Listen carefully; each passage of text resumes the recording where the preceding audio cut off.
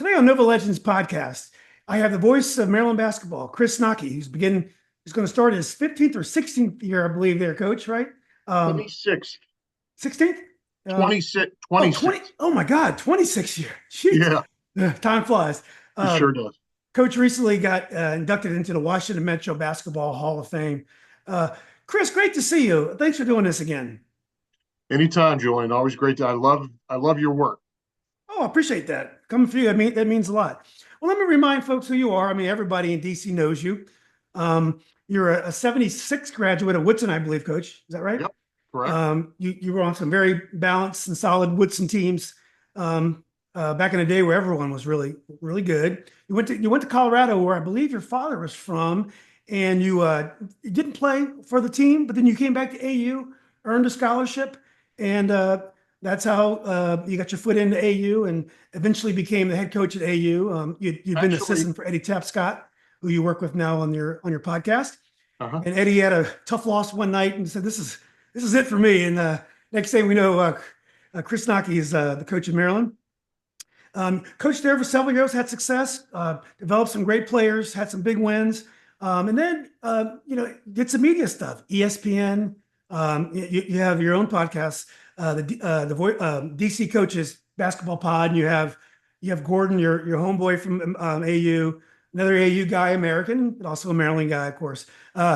Jimmy Patsos, who I still hurt from some of the fouls he gave me in some of the adult leagues, and then of course the coach Eddie Tapscott. Coach, did I get most of that right?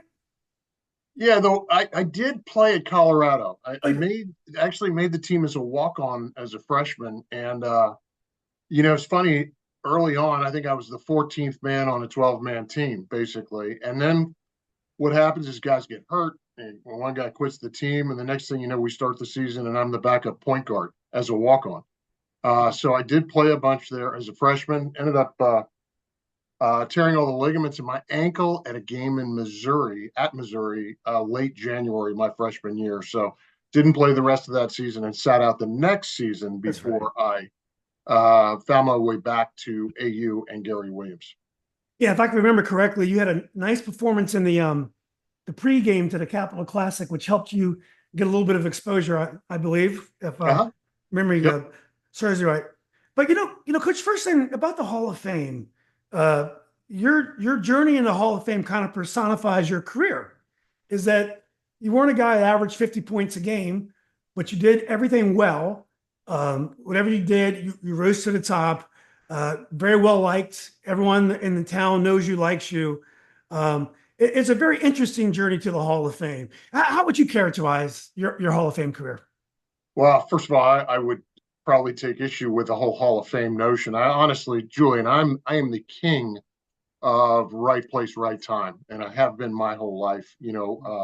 I've been really fortunate. I have, crossed paths with a lot of really strong mentors, father figures to a degree. I think Red Jenkins comes to mind initially. The guy played for at Woodson, and then a young Gary Williams.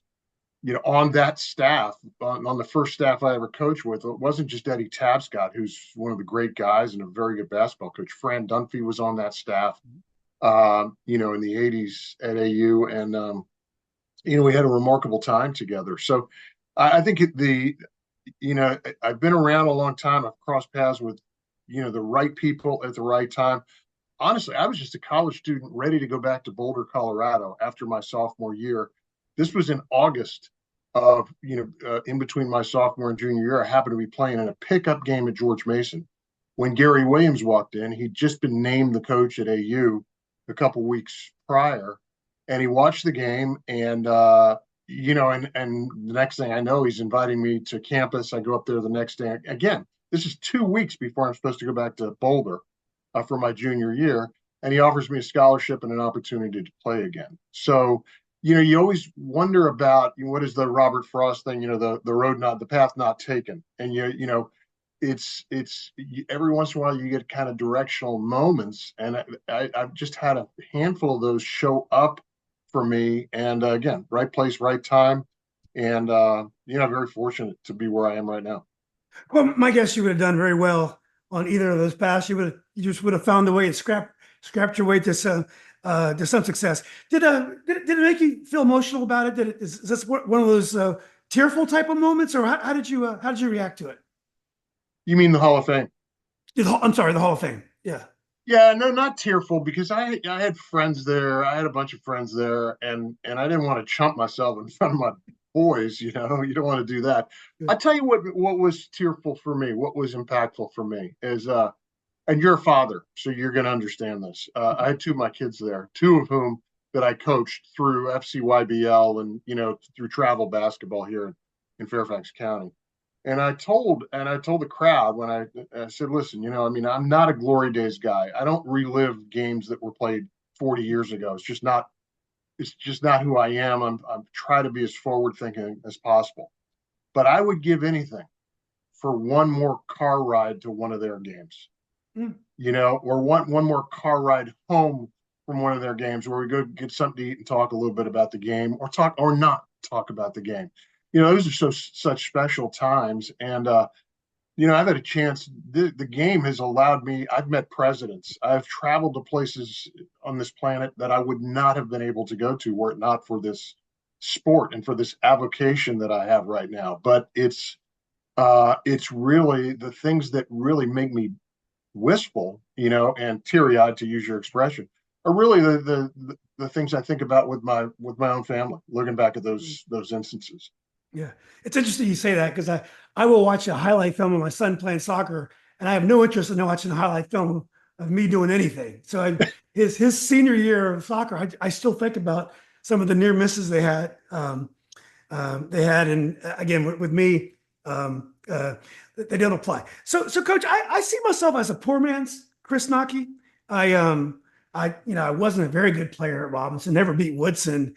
I played JV at UVA. I never made the team. I had a coaching career. I coached summer league at AU, and now I have a little bit of a media career. Mm-hmm. I've never been in a Hall of Fame. Is this your first Hall of Fame? Are you in Woodson's Hall of Fame? I am not. Yeah, this is my first. And the funny thing is, most people around here know me for the Maryland broadcast. The two guys I work with, Johnny Holiday and Walt Williams, have been in that Hall of Fame for like 10 or 12 years. Oh, okay. So I'm the young guy. I'm the new guy on the block. So now these guys, now I don't have to carry their bags on the road. So it's all good. Those guys are like those African dictators you see in the movies with ribbons all the way down down the coat, and now you got the one little badge to put on the side. Well, let's talk about two of the guys that you went in with. I want to talk about Adrian Branch. Now, Adrian Branch, he was one of the greatest basketball players in the DMV. I can remember, and he went to Maryland, had an awesome career. He finally got Lefty. He helped lead Lefty to his first ACC championship, which was well deserved on Lefty's part. And he shot 50% from the field his senior year. He was 6'7", 6'8", strong. He was clutch. He did everything right. But somehow the NBA knew he went deep into the second round, and he had three or four, okay years, and he had a nice career overseas. Adrian Branch was a great player. Do you think that guys like that just need the right opportunity, or do you think the NBA had him right all along? Well, I think you find your level at the end of the day. I will say this: I know Adrian well, and I actually I coached him at one point. I'll tell that story here momentarily, but I think he's one of those guys that was born before his time. Now a 6'8" guard is a much more prized. I think maybe the NBA didn't know, is he a two, is he a three, what position does he play? Because there weren't a whole lot of guys like Adrian. He could really score. He has this incredibly engaging personality. Adrian's coming into the room before he actually walks into the room. He's just one of those guys that presents himself. But later on, after he had played in the NBA and played overseas, I had coached a touring team. This was back when it was legal to put together a group of ex-college players. And we played a lot of schools around the country. We went out and played Colorado and Colorado State. We went up to Boston, played BU and BC. We played UVA. Pete Gillen was the coach, but it was sponsored by Nantucket Nectars, who threw some money at us, and it was really a lot of fun. And Adrian came out and played with us a few games. And I used to tell Adrian, man, for a guy who played for Morgan Wooten, and for Lefty Drizel, you have a completely different definition of the give and go than I do. Because his whole thing was give it to me and go to hell. He was a scoring machine and in a freewheeling, AAU kind of setup where, really we only ran a few plays. Everything else was just sort of organized chaos. Adrian was one of those guys that just wanted to get his, and it was a lot of fun hanging out with him. It was a interesting experience, and I was proud to go in with him. Amazingly, he is not in the. He's not had his jersey retired at Maryland, which surprises me, because he's got some really gaudy statistics. He played for 4 years. He was there for long enough to really make an impact in terms of the numbers. I don't know why that is. I don't really get into the politics of that. Maybe there's something to it that I don't understand, but his body of work is really, really impressive. Yeah. And also, when you look at the quality of that team that he was on, Herman Veal, I think Ben Coleman, was it Jeff Atkins? I mean, they just had a monster squad. Had a young Len Bias through there too, Yeah, Len Bias, that's right. Yeah. What a team. Well, you kind of, and you make a good point. Maybe if you would come after Grant Hill, because he's kind of like a powerful version of Jalen Rose. He's not as fast as Jalen, but he's stronger than Jalen. So he's kind of I thought he's a similar type of player. And maybe you're right. It was the wrong time. Let's talk about JB, James Brown, who your career is kind of similar to, and that James has made a bigger impact as a media personality than he made as a player, even though he was a great player at Harvard, a good player at Harvard, but he was a great high school player. I think almost a legendary high school player. James Brown was a Xerox executive, which a lot of great professionals start at Xerox. And then somehow he started doing the Bullets games. I remember when I was a kid, he was doing the color or the play-by-play. I think he was doing the color of the Bullets game first, and then eventually he was doing the play-by-play. I think he did move to play-by-play. Yeah, that's right. Moved to play-by-play, and then had an incredibly prestigious job with NFL Today, which was, I think he was after Phyllis George and Jimmy Greek and that team. But I mean, he's had an unbelievable run. What do you know about JB? And it must be cool going with a similar type of media personality. Yeah, and obviously the ceremony was on Sunday, so JB's not going to be there. He's got a job to do on Sundays, right? That's right. Coincidentally, he and I did some games together. When I first got out of coaching, one of the gigs I had for a few years was the Ivy League Game of the Week, and JB, of course, is a Harvard grad, and we were able to. It was kind of a coup for us because he'd already become a network star, a big time star, but we were able to hire him to do play-by-play on a couple of the Ivy League games that we did. Now, he would do them when they were convenient for him. We jumped on a train once. He lives over in Potomac, so we did a game. The last game we did was up at Princeton.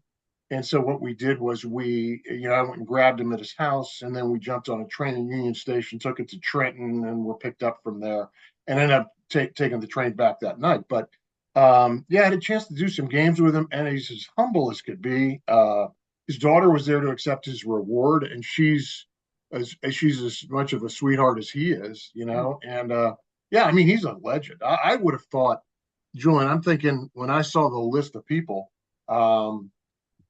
My first thought was, man, I would have thought James Brown was already in this Hall of Fame, because he was a big time player. He was one of the top 5 or 10 recruits in his senior year.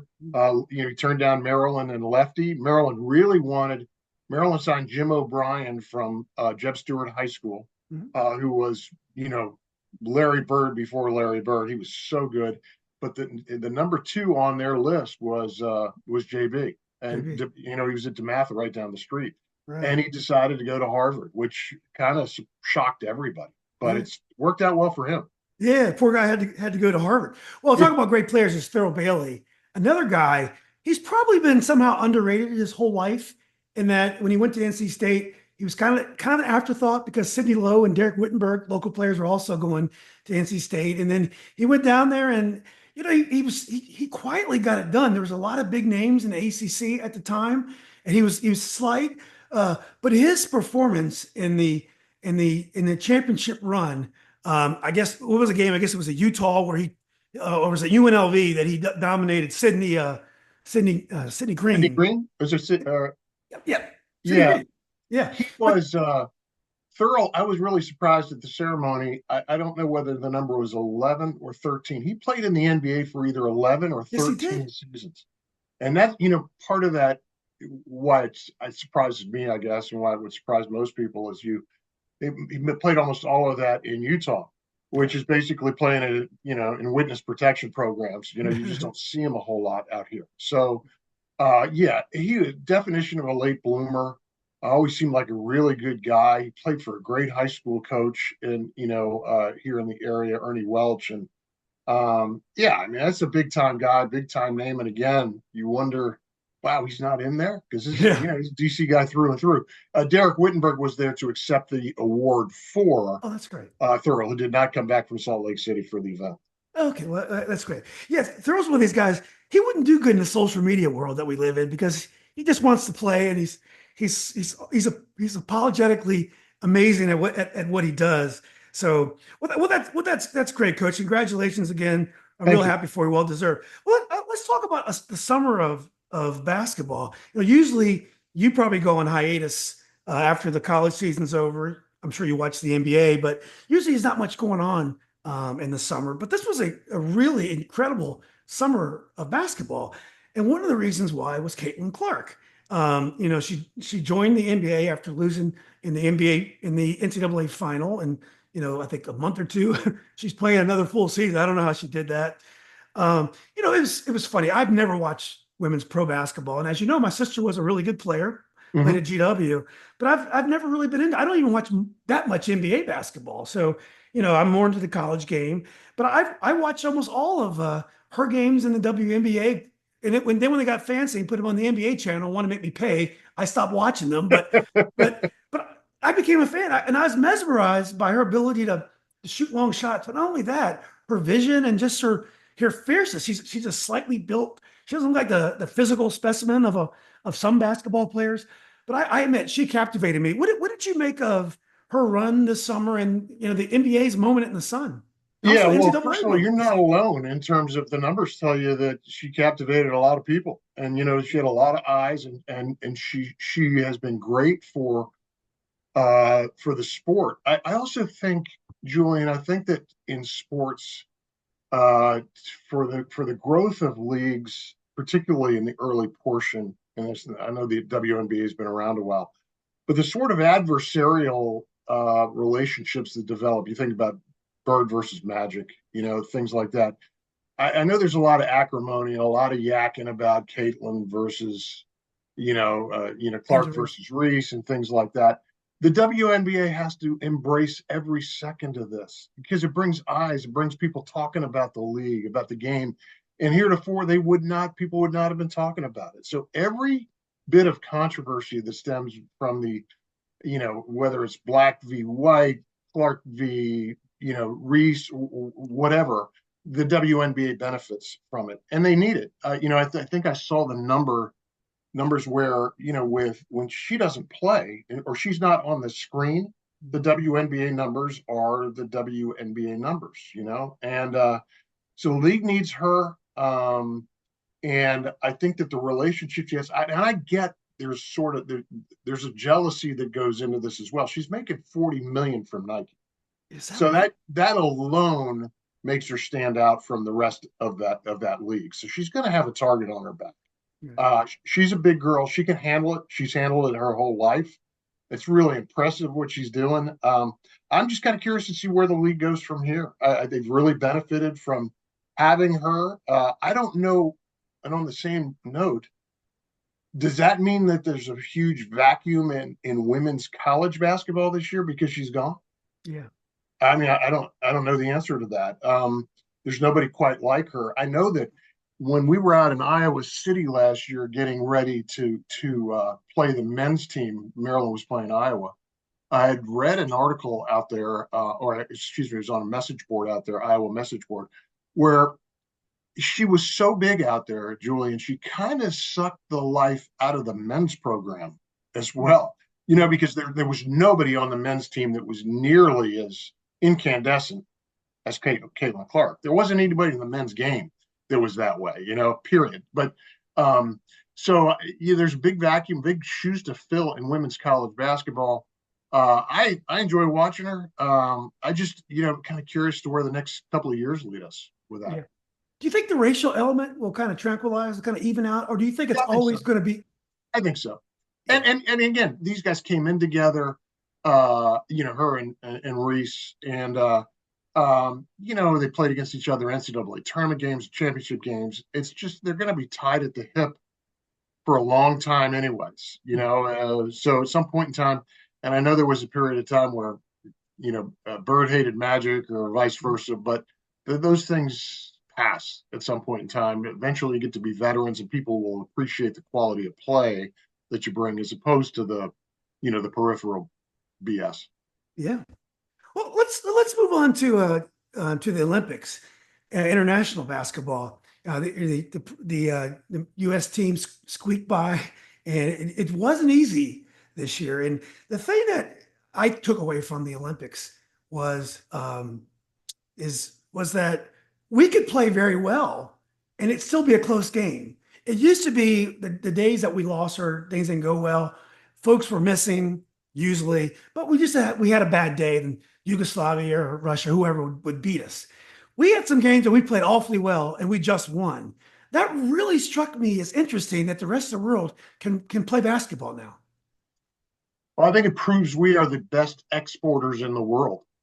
We exported all this, and I don't know why we would be surprised by how much better everybody has gotten. I think the other thing that can't be lost on you too. I had this really interesting conversation the other day. I was playing golf with Gary Williams, and he was telling me a story about he was an assistant coach on the it was like the junior national championships or something like that. They were playing in Italy, and he had a great team. He was coaching when Larry Brown was the head coach, and they had Larry Johnson from UNLV and Stacey Ogman, and he said the U.S. team was absolutely loaded. And then in the next sentence, he said, we lost in the gold medal game to Yugoslavia. And I think I was a little surprised by that, because when he gave me the USA lineup, I'm thinking that's a stacked group. And I said, well, you lost to Yugoslavia. And he said, we also lost to Yugoslavia in the regular round, in the round robin. And then we lost to them in the finals. He said, they had Vlade Divac, Tony Kukoc, Drazen Petrovic, he named off all these guys. And he said, these guys had played together from the time they were like 4 or 5 years old. He said there was a continuity to what they were doing. He said we had a collection of all-stars. And they had guys who not only had been played together for 10 or 12 years, it seemed to mean so much more to them. Of course, the Europeans love to play for their country, as has been well documented. Jokic spent all summer playing with his team. And so, I think that you have to appreciate that, the fact that there's a level of cohesion that they have. But my takeaway from the Olympics is that, in spite of the age, and I'm applauding the old guys right now, Julian, LeBron James was the best player on the planet. Mm. I mean, he took over those games particularly in the medal rounds. And, it was just outstanding. I thought they were riveting games. I thought that Steve Kerr caught a lot of crap, probably needlessly. I think he's got some decisions to make. He's got some hard decisions to make in terms of playing time. But I thought it was really compelling basketball the whole time. I thought it was must-watch TV. No, it was great. You mentioned Steve Kerr, and in pro soccer, I'm not sure if you're a soccer fan, but since you can't substitute liberally, you have to pick your 14 or so players. They've increased it a little bit, and that's it. So you have good players that sometimes don't play. They just don't play because you can only sub so much, and it's part of the game. And when you don't get picked, you have to accept it, and you'll play the next time generally. Well, Steve Kerr faced that situation this time in that all these players are amongst the best players in the world. They could all play for any team that we were playing against. But I guess sometimes he wanted to go with chemistry. He wanted to play 8 or 9 and not use a whole roster. Do you understand that? Can you sympathize with what he was trying to accomplish? I can. And, I see both sides of it. I mean, Tatum was so good during the year, and he's a first-team All-NBA guy. that sometimes it seems a little incongruous that he can't play. But then you think, well, I think Kevin Durant is the all-time leading scorer in the history of international basketball for the Americans, right? And he's 6'11", a matchup nightmare. Probably not going to take him off the court. LeBron, like I said, was the best player, on any team. I think for the most part, you need the requisite big guys, and whether it's Embiid or whomever. So there's a crunch there, and there are tough decisions to be made. I thought Tatum, for the most part, handled it really well, as did Tyrese Halliburton, who's also an All NBA guy who got very little run during most of those games. So I get it. It's a tough call. Yeah, and I think there may be hell to pay. Jason Tatum may be just doing some wrecking of NBA teams this year because they'll probably have a lot of motivation coming back. Lots of chalkboard material, as we used to say, right? Correct. Right, Coach.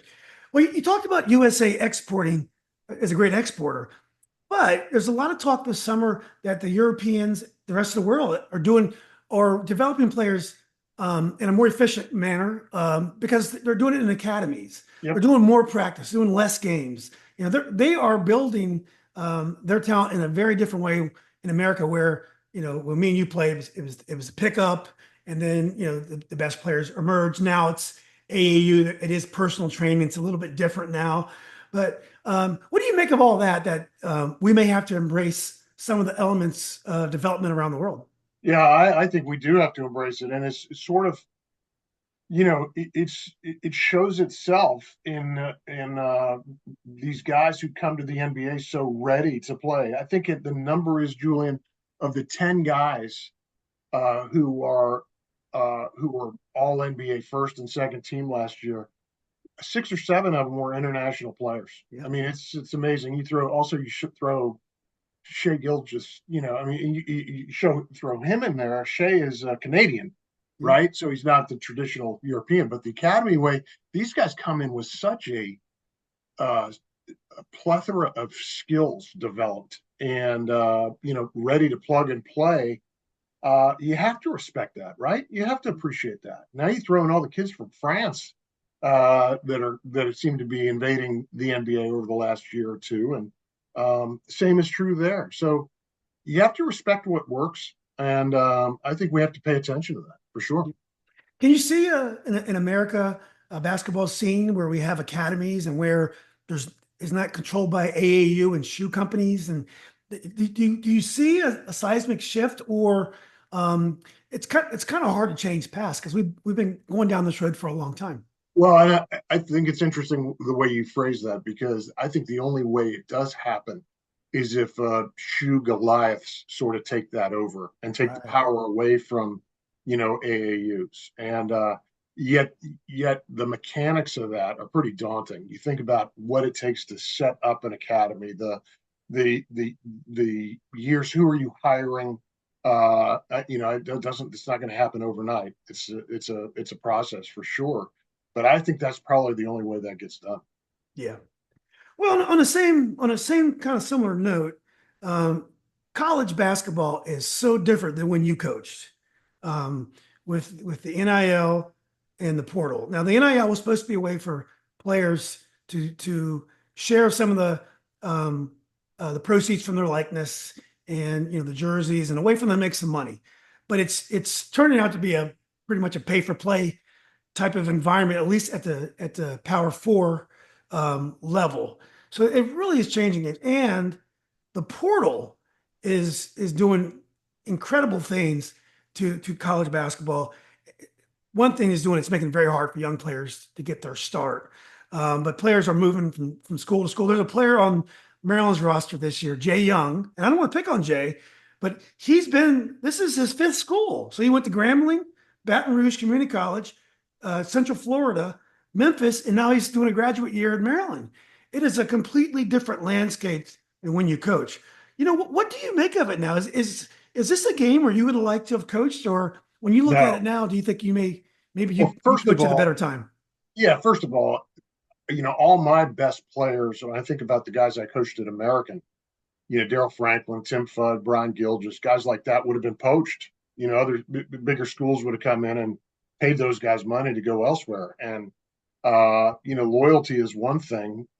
Six figures is another thing. And if somebody came in and threw 100 grand at Fudd and told him to come to Boston College, I would have told Tim that I'd help him pack. Tim may have taken 25,000. So I would have taken less than that, I think. So I was at a Maryland practice not long ago. I've been a couple of times this fall, and the first time I walked in there, I sat down and immediately turned to one of their operations guys and I said, "Could you please get me a roster? Because I have no idea who any of these guys are." 8 or 9 new guys, including Jay Young, who you mentioned. But I'm watching these guys and I'm thinking, wow, that's a lot of new faces. And I'm thinking, yeah, they look pretty good. But then it occurs to you, Julian, that this is just like sitting at a practice in Indiana or Ohio State, Penn State, or whatever. Everybody's got 8 new guys because everybody went deep into the portal. The days of, Maryland I think has 4 or 5 open scholarships for next year. They went out and signed 2 high school guys. They're done. They're done. The other scholarships they're going to sit and wait until see what happens with the portal in the spring. And that's the MO. That's the way it's going to be. You mentioned kids who were adversely impacted really are good high school players. The 5-star guys are still going to get their offers and they're still going to have places to go. But I just think that coaches are far more interested in finding plug and play guys from the portal, guys who have proven themselves as college players, than they are to bring in a kid that they have to develop. Yeah. It's a bit lazy, but I get it. Yeah. Well, it's lazy, but it's also can't miss. That what they can do already, and they can pass the classes. They have academic achievements. So you know about that as well. I have a friend that my son played soccer with. His name is Benji Velasquez, and he's playing down at Lynchburg College, Division III. He's been unbelievable. This is his junior year. He's been like the player of the year. He's been all league. And I'm friends with his dad, very nice guy, a first generation here, military guy. And I said to him, is Benji thinking about transferring? He's like, no, we love it there. And it was refreshing because I don't think my good friend Melvin and Benji really know what's going on, because if they really did, they probably could go Division I now very easily. The money's not great for soccer everywhere, but they could do it. But they're from the old mindset. He's having a good time and we love it. And it's very refreshing. Now, Coach, one thing I haven't noticed though, there's still upsets. I mean, North Dakota State still still played Colorado tough. I was going to say Northern Illinois still beat Notre Dame in football.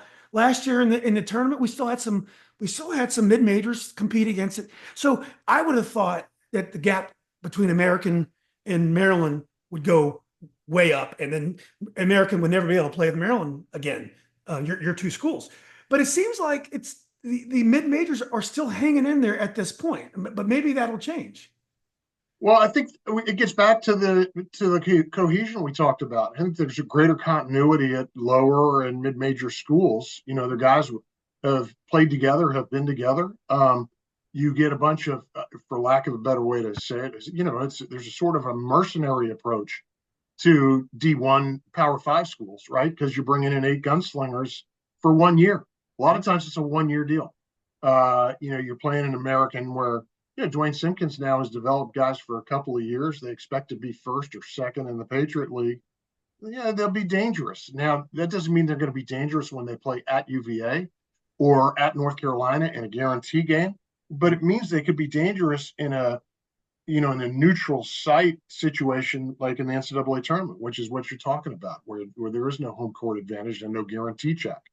So I think that's a big part of it. And I think it's important, too, that we also keep that, Julian, because that's why the tournament is the tournament, is because teams upset Power 5 schools on a regular basis. And we can't lose that. That's sort of the golden goose to me. That's a critical part of the equation with the success of the sport, college basketball, when, little guys beat the big guys. It's just a part of the charm. It's part of the fabric. Yeah. Well, Chris, you don't seem to be sounding any alarm. If you pretty much decided this is the way the sport is going to be, we'll have to see how it works out? Or do you think there might need to be some reform or some rules put in place, or it may spin a little bit out of control? Absolutely, there has to be some reform, but you've got a completely neutered NCAA who's powerless to do much about it. I don't know where the reform comes from. I am a huge fan and always have been a proponent of guys getting paid. I think it had to happen. And I had no issue with that whatsoever. But the lack of any rules surrounding that, or lack of any cap, lack of any coordination, that kind of thing. I think also it's lunacy to think that these guys can transfer and play right away, all the time. You give them one transfer where they're able to play right away. If they want to transfer a second time, they're going to have to sit. That's just it's ludicrous to me that they're able to play like that. But again, there's nobody minding the shop. Yeah. The NCAA is powerless. They've been, as I said, they've been neutered. I don't know where the direction comes from. I think ultimately you'll probably see a split where, the Power Five or Power Six kind of break off and go in their own direction. Large part of that is a football decision, but I don't know, man. There has to be some sort of reform to it. Just don't know where it comes from. Yeah, it's crazy. In some ways, there are more rules for compensation in some pro leagues than there are in college now. I mean, in pro leagues, they have salary cap, they have all these things. Yeah, how about that? And there's no soft cap, there's no hard cap, there's nothing.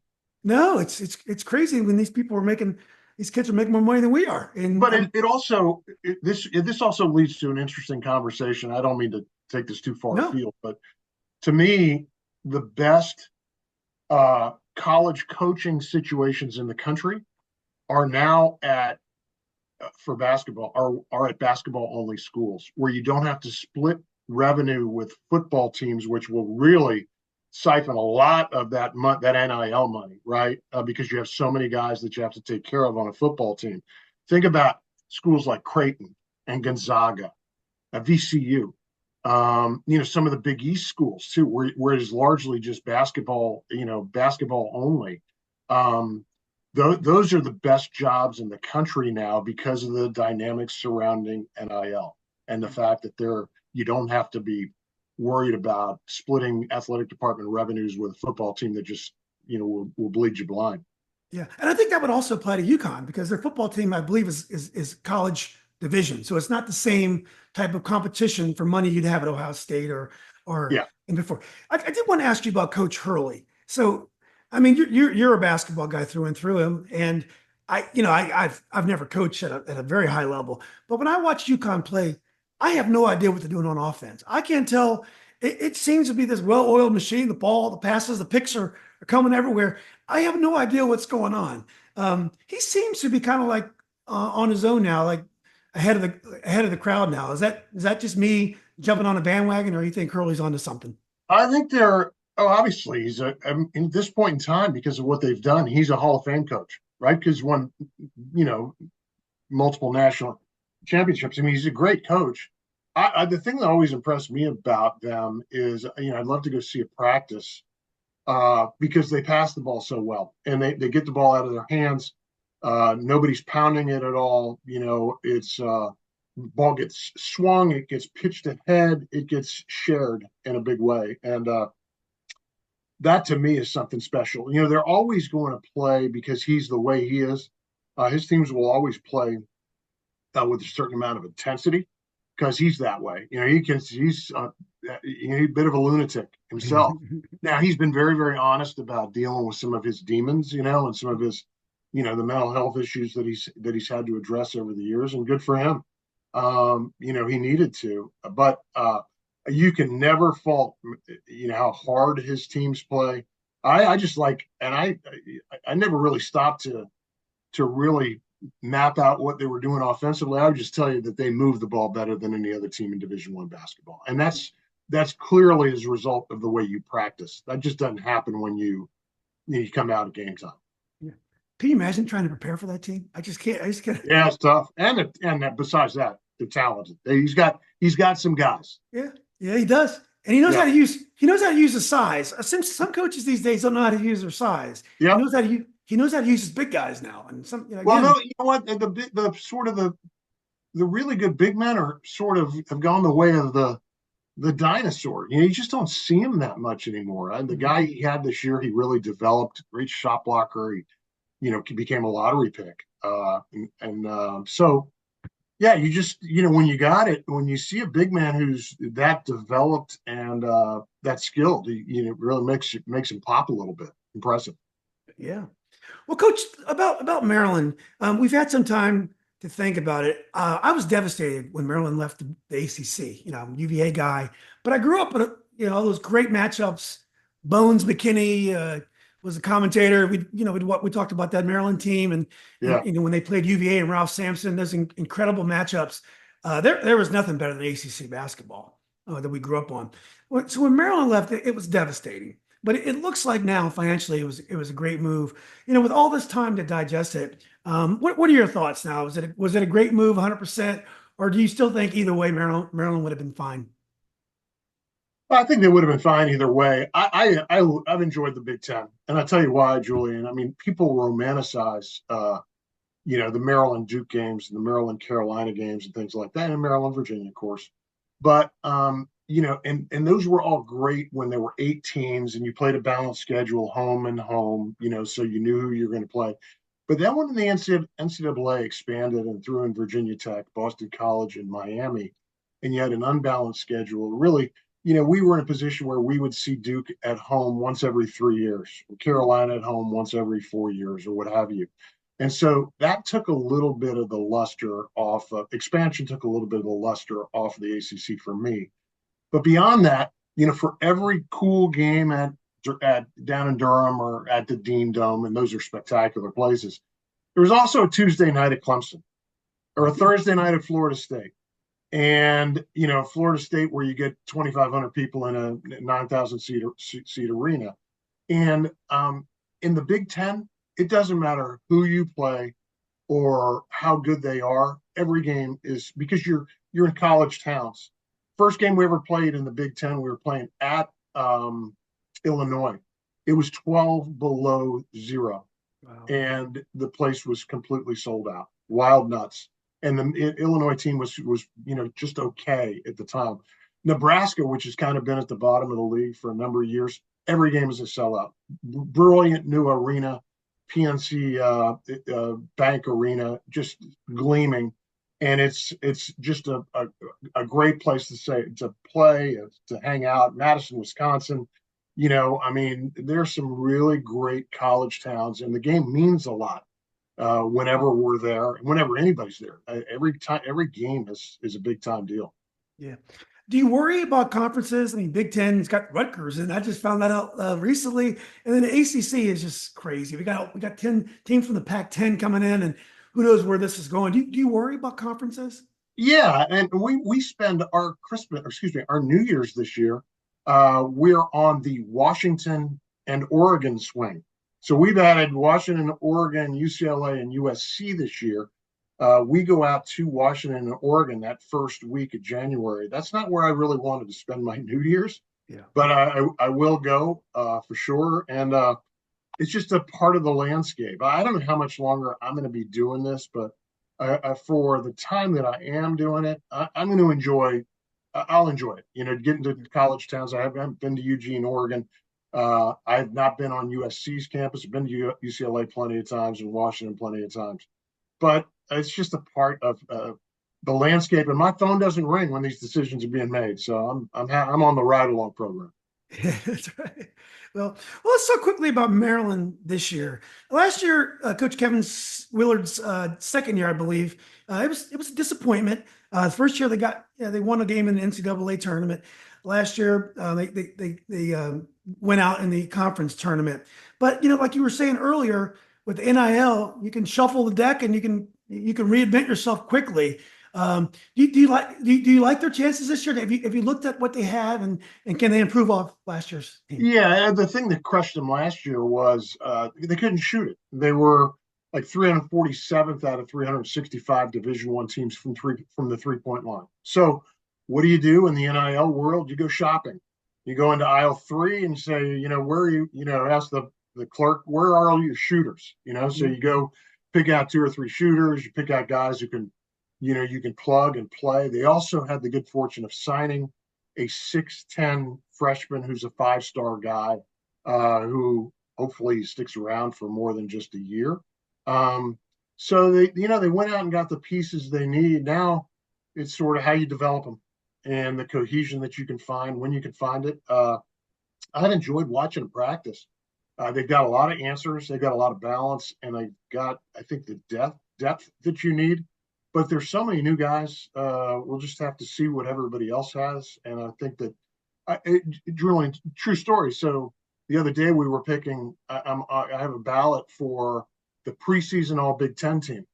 I actually had to go Google, what the rosters looked like because there were so many different so many new guys, 7 or 8 new guys. So when the preseason Big Ten team came out, there was one unanimous All Big Ten selection, the point guard from Purdue. Otherwise, there are a bunch of new guys. I imagine the votes were split between 50 guys because you just have no idea who's got what. Yeah, that's crazy. Gone are the days where Ralph Sampson played till his 4th year and against Adrian Branch, who was in his 4th year. Even last year, the league was loaded with, you knew there were at least 3 locks for consensus picks. Zach Edey, of course, from Purdue, Terrence Shannon from Illinois, and Jameer Young from Maryland. These are guys that, were all consensus, all Big Ten picks. Now you have no idea who's got, who any of these guys are. It'll probably get crazier every year. Let's talk about American University a little bit, where you coached. I got to see a couple games because, as you know, my friend Jason Coleman's son plays there, Gibraltar. Yep. Dwayne Simpkins had I thought the Patriot, I believe they're in the Patriot, was way down last year. I didn't think there was very, very much quality in the league. And they were competitive. I think they're been a 2nd or 3rd coach. They got Matt Rogers coming back. They do have a nice roster. I think AU may make some noise in the Patriot this year. Yeah, I think they're very positive about. I haven't been over there to see them. I'm hoping that maybe they have a inter-squad scrimmage or something coming up where it's open to the public. I think I saw you over there at one of those last year, actually. Mm-hmm. I think they feel like, in talking with some of the powers that be, that they're the first or second best team in that league in terms of, on paper, what they got coming back. So there have been some coaching changes in the league. I know there's a new guy at Loyola who expects to do really good things there. From Hopkins,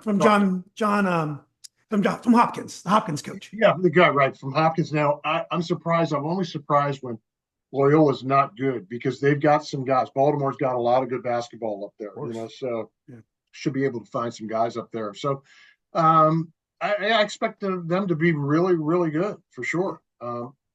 Colgate lost a bunch of their best talent. So the powers that be are not really the powers that be anymore. Yeah. Well, AU did something that you mentioned earlier is tough to do. They kept Matt Rogers. He could have gone to a Power 4 school like the guy Johnny. I forgot Johnny's last name. Was it Johnny? The year before he went out to California. Yeah. Yes. They kept their veterans in. They have some guards. I'm zoning all their names. They have 2 really good outside shooting guards, both coming back. So Simpkins was able to keep those players. Do you know Dwayne at all? He's a Maryland guy. Yeah, okay. Yeah. Dwayne actually played on that Nantucket Nectars team for me that Adrian played on. Okay. It all comes back to Nantucket Nectars. Yeah. Yeah. And I think Jason Coleman and I think Art Jackson played with you on that team. Jason did. Yeah. And it was a good time. Those guys were really good guys. Yeah. Well, I want to talk about your media business, the podcast business a lot. You run a very dignified, quality podcast with incredibly accomplished coaches.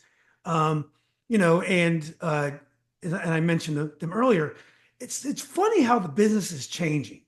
So, podcasts like yours are very successful and give a lot of great information. And also it enables us to listen to Gary Williams, Ed Tapscott, because it brings great memories for us to know they're still out there and they're still talking about things. So your podcast serves a lot of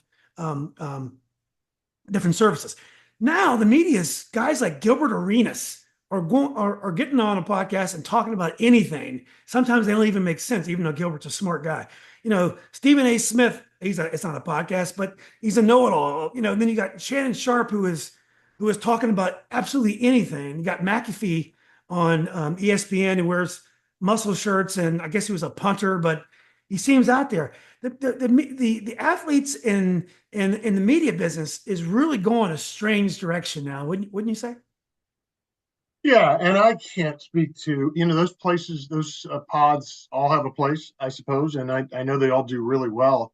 Ours is just kind of straight hoops, and when we've been really fortunate, largely because we use Gary's name a little bit, but I've never had a problem getting Tom Izzo or Jay Wright or whomever to come on the podcast. We've had every big time coach in America come on with us, and I always tell them when I call them up to set the date, I always say, listen, this is not meet the press. I'm not going to be grilling you about a loss that you had at all. We're going to be having fun. We're going to be, just talking some trash and just letting it flow. And so I get like, remember Jay Wright when we had him on, he was still coaching. And he said, all right, I'll give you 15 minutes. And so we did 15 minutes, and I could tell off of his camera that his media relations guy was giving him you're trying to get him off. And Jay waved him off and said, I'm gonna stick around here. So we did about 45 minutes with him, and so we've been really lucky. I tried to, as the host of the show, not just with the guys that I do the show with, but with coaches who come in.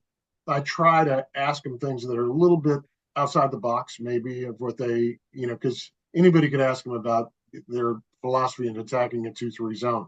We'll get to that at some point in time, but I want to talk to them about some of the things that they do off the court as well. So it's been really, we've had a lot of fun. We've had a lot of great sponsors. We're really lucky. We're starting to do that again. This is our 9th season, I think, coming up in November. So we've been at it a while. We'll do it as long as Gary wants to do it, because once he decides, he's 78, and if he decides to opt out, then I think the rest of us would probably bail as well. Yeah, well, it's a great dialogue, and I think, as you said, it's mostly positive. You're not trying to get people, no gotcha Right. questions, Right. and like me, you're trying to go outside the box at times. And it's funny though, you said you're not trying to be controversial, and that's where I was kind of getting at.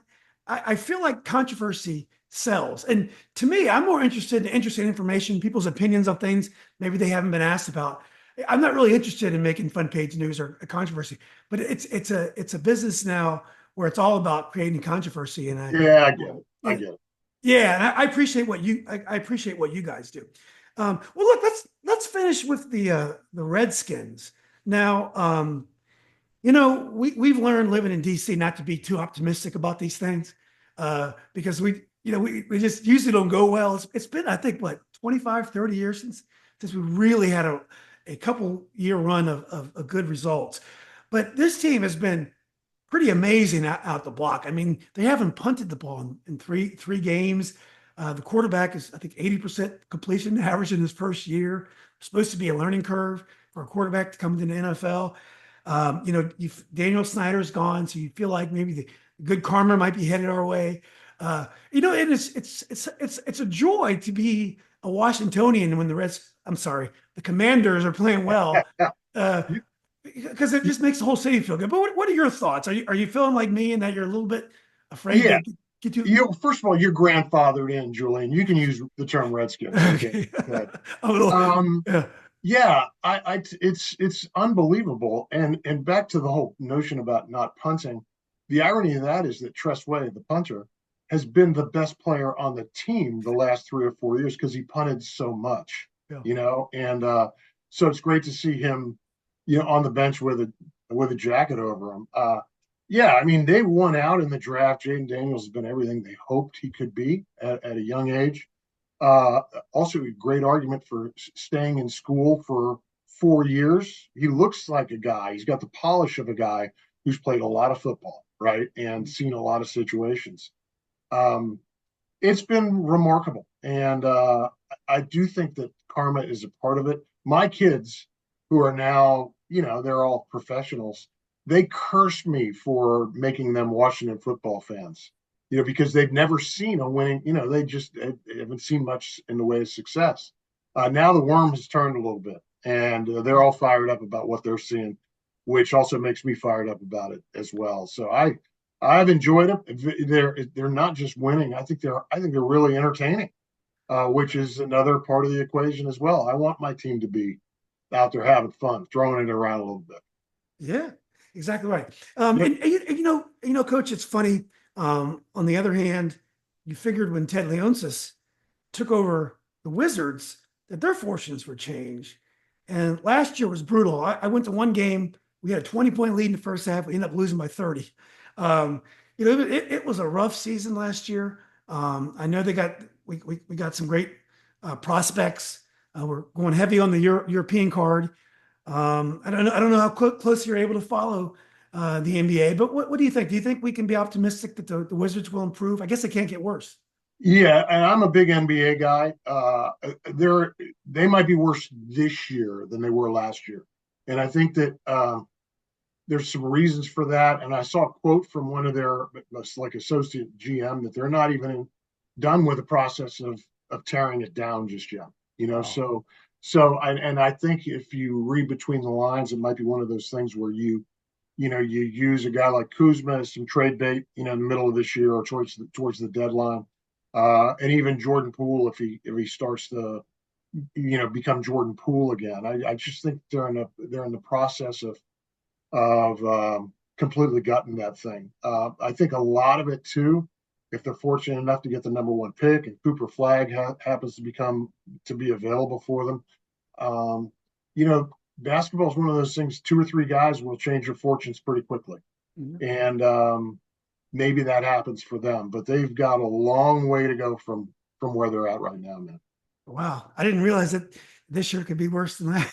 Yeah. Worse than Yep. last year. Yep. Well, look, Chris, this has been great, man. I want to thank you for doing this. I know you probably had a busy week, but congratulations again. Well-deserved Hall of Fame. That's one that goes out to all the Northern Virginia region fans that watched you play and watched you coach at American. But just so happy for you, and I'm sure Coach Jenkins is very happy for you as well. So, well, look, man, best of luck this season, and let's keep in touch, and maybe at some point come on and do this again. Love to. Thanks, Julian. Appreciate Yeah, it. thanks, Coach. Take All care. right.